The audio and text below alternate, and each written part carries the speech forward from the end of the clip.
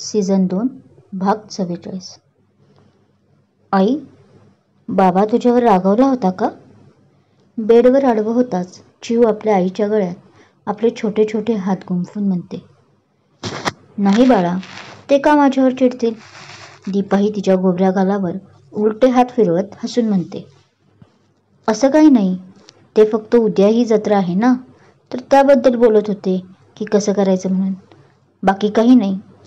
तू झोपा आता, उद्या तुला जायचं आहे ना जत्रेत मजा करायला, ती तिला समजावत बोलते. तसं चिऊही हो म्हणून हसून पटकन झोपी जाते. पण दीपाला मात्र उशिरा झोप येते.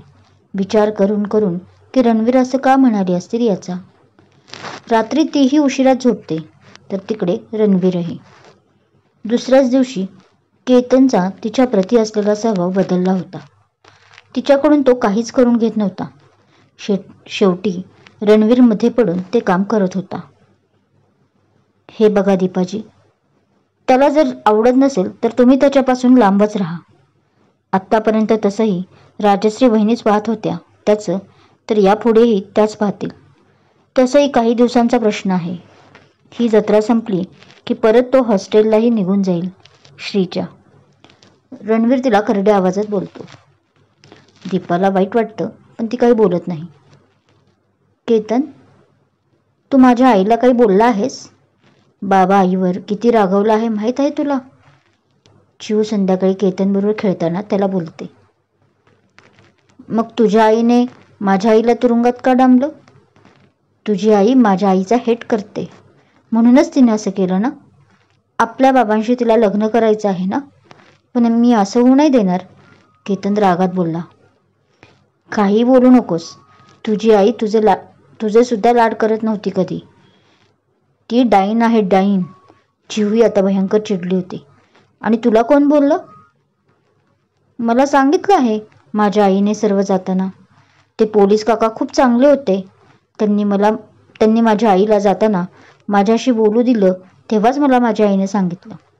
तो बोलला. ओ, तर ही आग जाता जाता कीर्ती लावून गेली आहे तर आपल्या मुलांच्या मनात.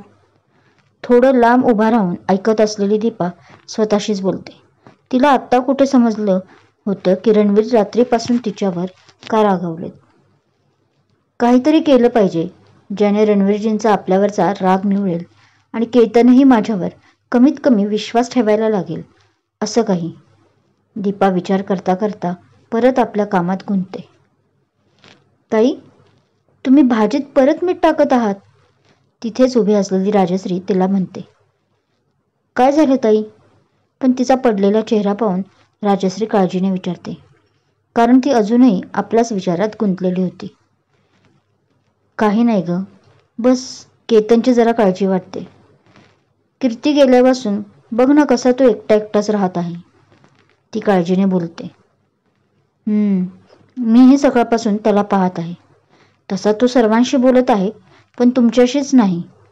शिवाय रणवीर भाऊजी चिडले आहेत ना? राजश्री चपाती लाटतच विचारते. दीपा तव्यावरची चपाती उलट करत बोलते. काय करू? राजश्रीला सांगू का? तिच्या मनात परत विचारांचा गोंधळ उडाला होता. सांगतेच, निदान ती तरी मला केतनचा विश्वास परत मिळवून द्यायला मदत करेल. रणवीरजींचं पाहू मग. तसंही केतनही आपल्यावर परत विश्वास ठेवायला लागला की मग त्यांचीही नाराजगी कमी होईल. ती मनाशी बोलता बोलता, राजश्री, मला जरा तुझ्याशी बोलायचं आहे, राजश्रीला बोलते. हां, बोला ना ताई. राजश्री चपाती लाटता लाटता थांबते. राज, ते कीर्ती व केतनबद्दल आहे, ती थोडी काचरतच म्हणते. हां, बोला ना. काही सिरियस झालं आहे का ताई? राजश्री आता गॅस बंद करत बोलते. हो राजश्री, मला चुकीचं नको समजू, पण असं बोलून दीपा राजश्रीला सर्व काही सांगते. केतन व चिवचं बोलणं शॉकिंग आहे सगळं ताई. ती कीर्ती जातानाही तुम्हाला सुखाने जगू द्यायचंच नाही असं ठरवून गेली होती वाटतं. राजश्री तिचं बोलणं ऐकून रागात बोलते. पण ताई, काळजी करू नका.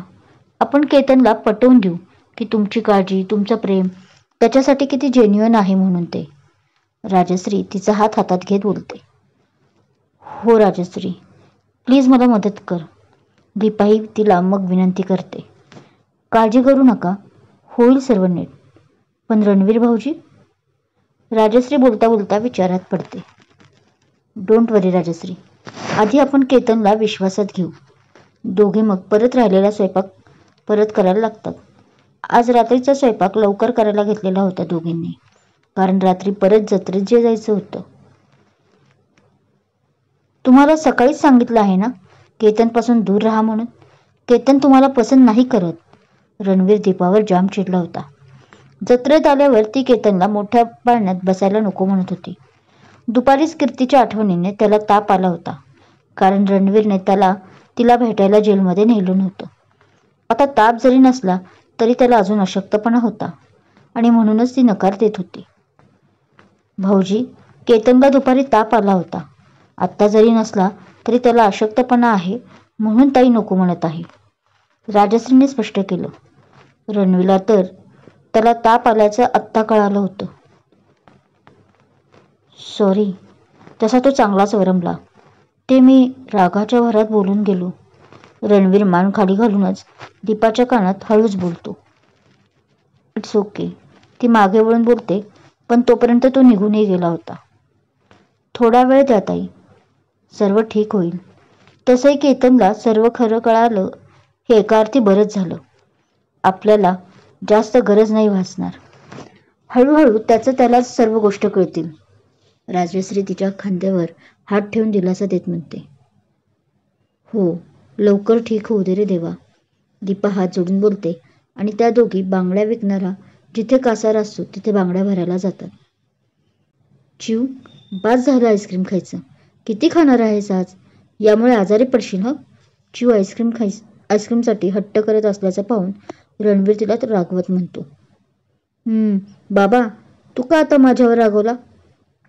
तुला माझी काळजी वाटली म्हणूनच ना, की मी आजारी पडेन. चिव हातातला आईस्क्रीम खात खात. हो, मग अजून कशासाठी रागवणार? तो हसून तिचे गाल उडत. मग तसंच मगाशी आई केतनला रागवली, कारण तो आजारी होता ना. चिव, पण बाबा, तुला एक खरं सांगू? ती आपल्या पुढ्यातला आईस्क्रीम चाटत चाटतच बोलते. हां, बोल ना चिव, काय झालं?